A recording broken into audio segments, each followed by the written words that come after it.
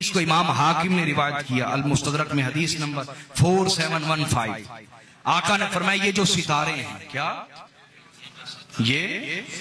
یہ زمین والوں کے لیے امان ہے. زمین والوں کے لیے کس چیز سے؟ من الغرق. یہ ان کو ہلاک نہیں ہونے دیتے. یہ ستارے زمین والوں کے لیے اللہ کی طرف سے کیا ہیں؟ امان ہیں. وَأَهْلُ بَيْتِ أَمَانٌ لِأُمَّتِي مِنَ الْإِخْتِلَافِ. اور میری اہل بیت میری امت کے لیے امان ہے. میری امت کے لیے کسی چیز کی امان ہے؟ فرمایا من الاختلاف. میرے اہل بیت امت کو اختلاف سے بچاتے ہیں، فرقہ بازی سے.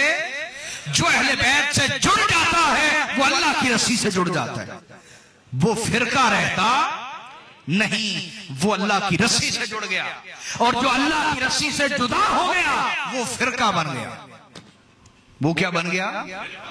یار شروع سے بات کرو نا. مولا علی کے خلاف جو گروہ اٹھے ہیں فرقے تو وہ تھے نا.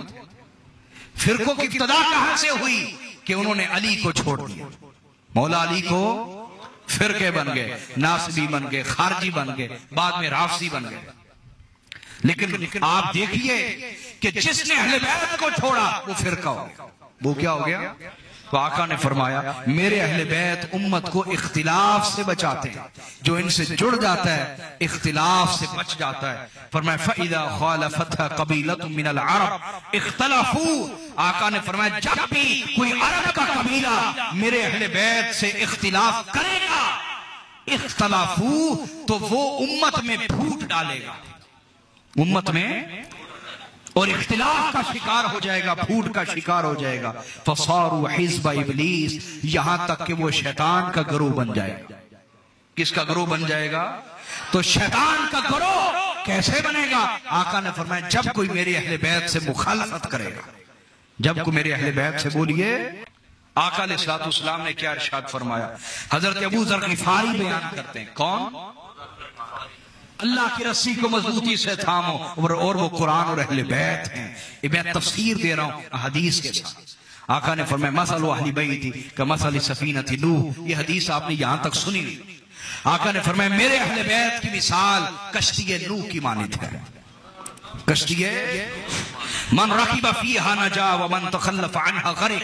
جو اس کشتی نوح میں اہل بیت کے دامن سے جڑ گیا، اس کشتی نوح میں بیٹھ گیا، وہ نجات پا گیا. اور جو پیچھے رہا وہ غرق ہو گیا. وہ بولیے. اور آگے فرمایا وَمَنْ قَاتَلَنَا فِي آخِرِ الزَّمَانِ فَكَأَنَّمَا قَاتَلَ مَعَ الدَّجَّالِ.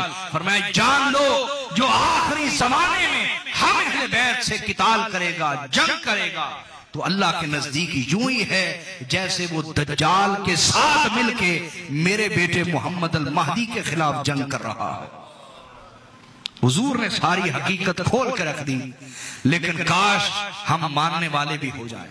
ہمارا مزاج وہی ہے جو اس بندے نے کہا تھا. اللہ پناہ عطا فرمائے. آج امت کا مزاج یہی ہے کہ آپ نے اللہ منوا لیا، ہم نے مان لیا. آپ نے اپنی رسالت منوائی، ہم نے مان لی. اب آپ علی کی ولایت بھی منوانا چاہتے ہیں. یہ نہیں ہم مانتے. رسول اللہ کو علم تھا اللہ کی توحید ماننا آسان ہے، مصطفیٰ کی رسالت ماننا آسان ہے، اس لیے پہلے منوائی، آخر میں علی کی ولایت منوائی. کاش یہ امت آج بھی اہل بیت کا دامن تھام لے تو فرقہ بازی سے بچ جائے. فرقہ بازی سے.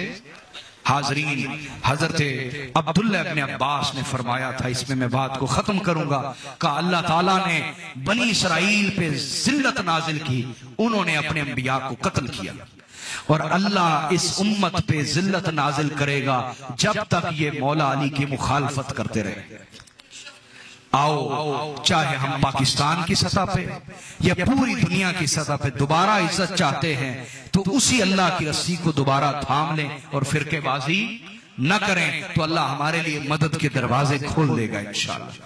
اللہ میری آج کی حاضری قبول فرمائے. وما علینا الا البلاغ.